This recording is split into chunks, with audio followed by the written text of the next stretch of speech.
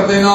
اور ان کے ٹیلنٹ سے استفادہ نہ کرنا اور ان کے ٹیلنٹ کے اوپر ان کی حوصلہ افزائی نہ کرنا، ان کی تشجیع نہ کرنا اور ان کو ہر موقع پر ان کی ہمت کو کم کرنے کی کوشش کرنا، یہ کسی دانشمند آدمی کا رویہ نہیں ہو سکتا۔ حضرات گرامی کے دانشمند آدمی کا رویہ کیا ہوتا ہے؟ وہ ہر کسی کے ٹیلنٹ کو دیکھ کر، ہر کسی کی خصوصیت کو دیکھ کر اس کو ایک نئے سانچے میں ڈھالنے کی کوشش کرتا ہے۔ حضرات گرامی قدر، جب جذبہ انسان کی حالت گمراہی میں ہوتا ہے اس کو غنڈہ گردی کے اوپر آمادہ تیار کرتا ہے، لیکن یہی جذبہ جب ایمان کے ساتھ ہوتا ہے انسان کو مجاہد بنا دیتا ہے۔ حضرات گرامی قدر، جب انسان کے پاس عقل ہوتی ہے اور انسان گمراہ ہوتا ہے انسان کو یہ چیز مکار بنا دیتی ہے، لیکن جب انسان ایمان والا ہوتا ہے یہی عقل اس کو دانشور حکیم و دانا بنا دیتی ہے۔ حضرات گرامی قدر، جب علم انسان کے پاس ہوتا ہے اور وہ گمراہ ہوتا ہے وہ تلبیسیت کی راہوں کے پر چل نکلتا ہے، اور جب علم ہوتا ہے اور ساتھ ایمان ہوتا ہے تو کبھی عبداللہ ابن عباس جیسے فرزند پیدا ہوتے ہیں، کبھی عبداللہ ابن عمر جیسے فرزند پیدا ہوتے ہیں، کبھی ابو ہریرہ جیسے فرزند پیدا ہوتے ہیں، اور کبھی امام بخاری جیسے لوگ سامنے آتے ہیں، کبھی امام مسلم جیسے لوگ منظر عام کے اوپر آتے ہیں، کبھی امام ابو داؤد اور امام نسائی جیسی روحیں سامنے آتی ہیں، کبھی حضرت شاہ ولی اللہ جیسے فرزند سامنے آتے ہیں، کبھی سیدین شہیدین جیسے نفوس سامنے آتے ہیں، اور کبھی حضرت ثناء اللہ برسری جیسے وجود سامنے آتے ہیں، کبھی حضرت حافظ محمد گوندلوی جیسی روحیں سامنے آتی ہیں، کبھی حافظ عبداللہ اور عبد القادر روپڑی جیسے مناظر سامنے آتے ہیں، اور کبھی حبیب لاسانی، شیر ربانی، حبیب الرحمان جزدانی جیسے حبیب سامنے آتے ہیں۔ اور جب انسان راہ ہدایت پر چل نکلتا ہے اور جوانیوں کو اللہ کے دین کو پلٹانے کا عزم کر لیتا ہے تو پھر رب کے در کا فقیر علامہ احسان اللہ ظہیر جیسے وجود سامنے آتے ہیں۔ انشاءاللہ آج میں قصور کے اس اجتماع میں اس بات کو واضح کر دینا چاہتا ہوں، انشاءاللہ ہم اپنے اکابرین کی روایات کو پلٹا کے چھوڑیں گے، باطل کو اس ملک سے بھگا کے چھوڑیں گے اور حق کو اس ملک کی در و دیوار کے اوپر تحریر کر دیں۔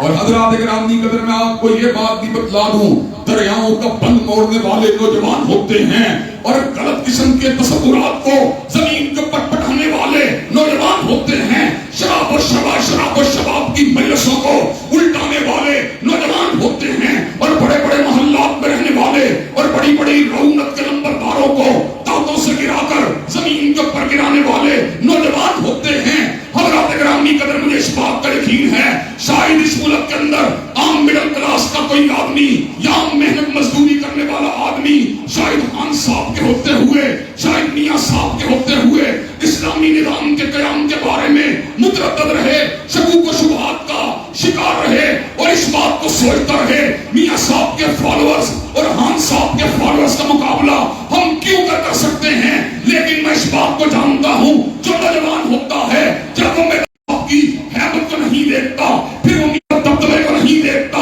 پھر وہ ان کے پیروکاروں کی تعداد کو نہیں دیکھتا، نوجوان کی نگاہ اگر ہوتی ہے یا رب کے قرآن پہ ہوتی ہے یا کملی والے کے فرمان پہ ہوتی ہے، وہ ٹکرانا بھی جانتا ہے، وہ گرنا بھی جانتا ہے، وہ گر کر کھڑے ہونا بھی جانتا ہے اور کھڑے ہو کر پیش قدمی کرنا بھی جانتا ہے اور پیش قدمی کرتے جانتا ہے اور پلٹنے کے بعد وہ دوبارہ جھپٹنا بھی جانتا ہے۔ انشاءاللہ یہ شاہین صرف نوجوان اللہ کے فضل و کرم سے میدان میں نکلیں گے، میاں صاحب کے نظریے کو گرا کے چھوڑیں گے، خان صاحب کے وجود کو اور ان کے نقطۂ نظر کو مٹا کے چھوڑیں گے، اور انشاءاللہ اسلام آباد کا ایمان و وطن میں اسلام کو لڑا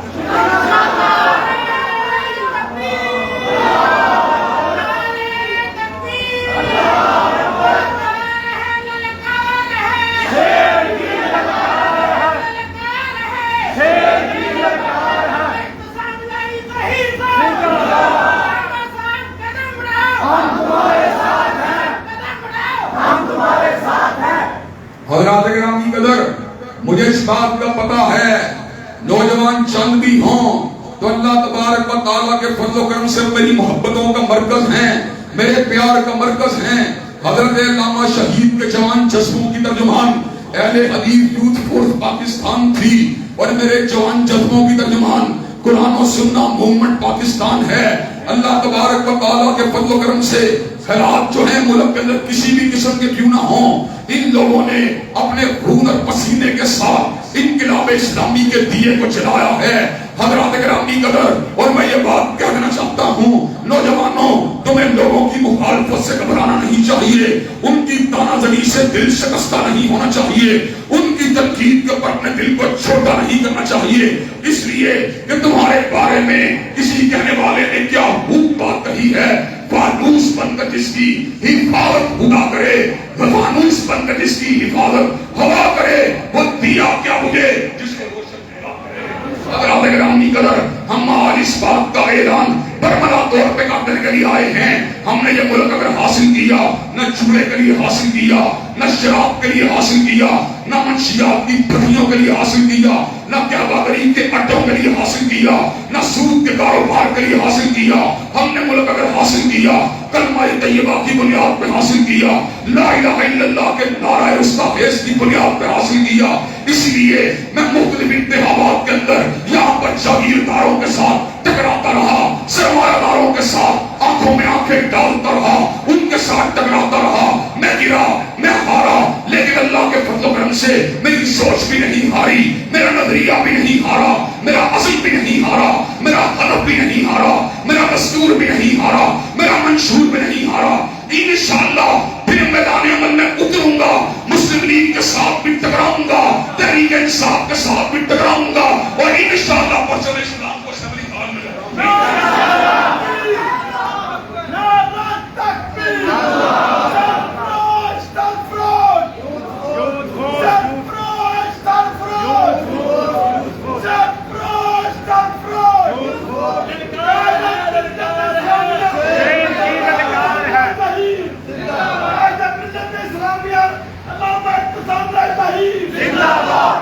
حضرات گرامی قدر، مجھے یہ بات بتلائیے کہ آپ انقلاب اسلامی کا ہراول دستہ بننے کے لیے تیار ہیں انشاءاللہ؟ کیا حق و باطل کے اس مارکے میں حق پرستوں کا ساتھ دینے کے لیے تیار ہیں انشاءاللہ؟ حضرات گرامی قدر، اللہ تبارک و تعالیٰ کے فضل و کرم سے اللہ نے ہمیں دل بھی دیا ہے، جگر بھی دیا ہے، دماغ بھی دیا ہے۔ ہم لوگوں کی منافقتوں کو دیکھنے کے باوجود اور پلٹتے ہوئے لوگوں کو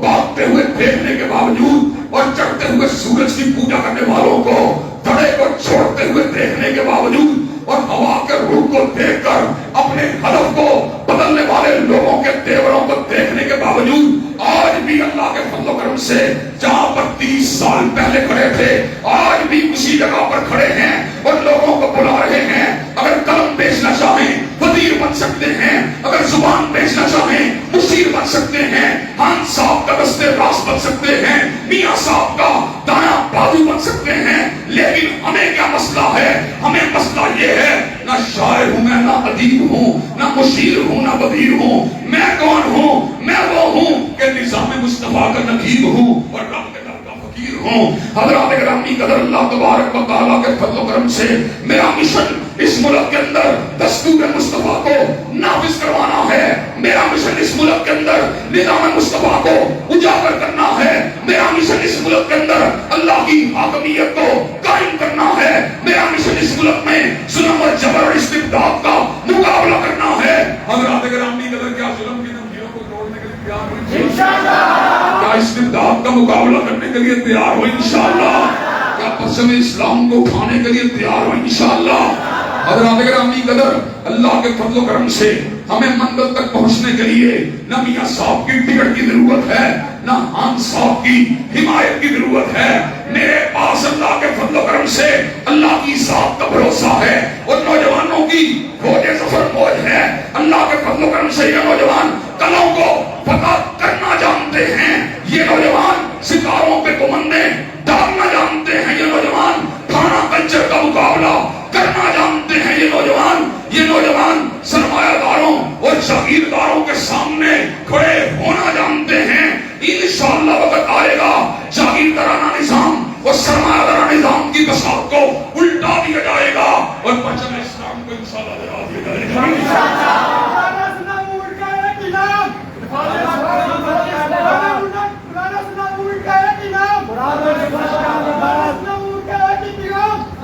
حضرات گرامی قدر، اور میں آج اس بات کے اوپر خوش ہوں کہ آپ نے ٹیلنٹ ہنٹ کرنے کے لیے، آپ نے نوجوانوں کے اندر سے ذہین افراد کو چننے کے لیے یہاں پر انعامی مقابلے کا انعقاد کیا. خطیب ہونا اور صاحب فکر خطیب ہونا اور حق پرست خطیب ہونا اور حق کا نقیب ہونا اور حق کی نقابت کے فریضے کو انجام دینے والا ہونا، یہ بہت بڑے رتبے کی بات ہے. حضرات گرامی قدر، سیدنا موسیٰ نے کہا تھا وَأَخِي هَارُونَ هُوَ أَفْصَحُ مِنِّي لِسَانًا فَأَرْسِلْهُ مَعِيَ رِدًا يُصَدِّقُنِي إِنِّي أَخَافُ أَن يُكَذِّبُونِ. اللہ تو نے مجھے نبوت اور رسالت دے دی ہے، میرے بھائی ہارون کو بھی نبوت دے دے. وہ وقت کا بہت بڑا خطیب ہے، جب وہ اپنی خطابت کے ذریعے میری حمایت کرے گا تو ایسے عالم کے اندر پھر باطل پرستوں کے اوپر رعب و دبدبہ قائم ہو جائے گا. اللہ تبارک و تعالیٰ نے کیا کہا؟ سَنَشُدُّ عَضُدَكَ بِأَخِيكَ موسیٰ، میں تیرے ہاتھ کو مضبوط کروں گا ہارون کی ہدایت کے ذریعے، ہارون کی فصاحت و بلاغت کے ذریعے، ہارون کی قوت گفتار کے ذریعے، ہارون کی پکار کے ذریعے. حضرات گرامی قدر، پھر وقت بھی آیا سیدنا موسیٰ نے سیدنا ہارون کی ہمراہی میں فرعون کے تخت کو الٹا کر دیا اور اللہ تبارک و تعالیٰ کی توحید کے اوپر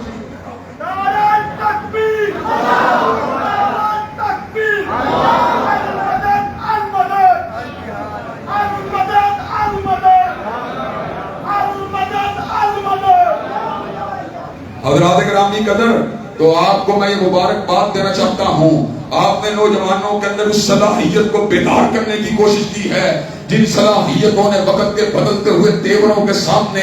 حق کے دیا کو جلایا ہے. آپ نے آج اس صلاحیت کو اجاگر کرنے کی کوشش کی ہے جس صلاحیت کی وجہ سے قوموں کے نظریات بدلتے ہیں، قوموں کے افکار بدلتے ہیں، قوموں کی منزل بدلتی ہے، قوموں کا مذہب بدلتا ہے، قوموں کا دستور بدلتا ہے، قوموں کا منشور بدلتا ہے. انشاءاللہ بزرگی کو مٹا کے چھوڑیں گے اور نورانیت کو پھیلا کے چھوڑیں گے. آپ کیا یہ کام کرنے کے لیے تیار ہیں؟ انشاءاللہ اس مقصد کے لیے قرآن و سننا موومنٹ اور میرے ساتھی بننے کے لیے تیار ہیں انشاءاللہ. میرے بازوؤں کو مضبوط کرنے کے لیے تیار ہیں انشاءاللہ.